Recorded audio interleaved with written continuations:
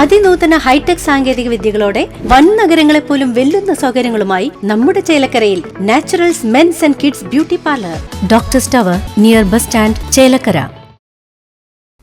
കനത്ത മഴയിൽ പഴയന്നൂരിൽ വീട് തകർന്നു വീണു. തെക്കേത്തറ ചാമക്കുന്ന് ചിന്നയുടെ വീടാണ് തകർന്നത്.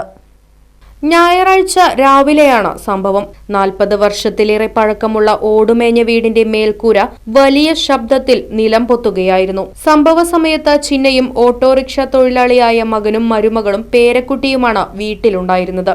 ശബ്ദം കേട്ട് വീടിനകത്തുണ്ടായിരുന്നവർ പുറത്തേക്ക് ഇറങ്ങി ഓടിയതിനാൽ വൻ അപകടം ഒഴിവായി. കിഡ്നി രോഗിയാണ് ചിന്ന. ബ്ലോക്ക് പഞ്ചായത്ത് സ്ഥിരം സമിതി അധ്യക്ഷൻ KP ശ്രീജയൻ സംഭവ സ്ഥലം സന്ദർശിച്ചു.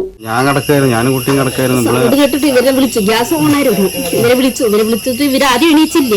പിന്നെ ഞാൻ പറഞ്ഞു എന്തോ സൗണ്ട് കേൾക്കുന്നുണ്ട്, വീടിന്റെ തോന്നുന്നു പറഞ്ഞിട്ട് ഇവരെ വിളിച്ചു. പിന്നെ വയ്യാതെ കിടക്കുന്ന കിഡ്നി പേഷ്യന്റാണ് അമ്മ.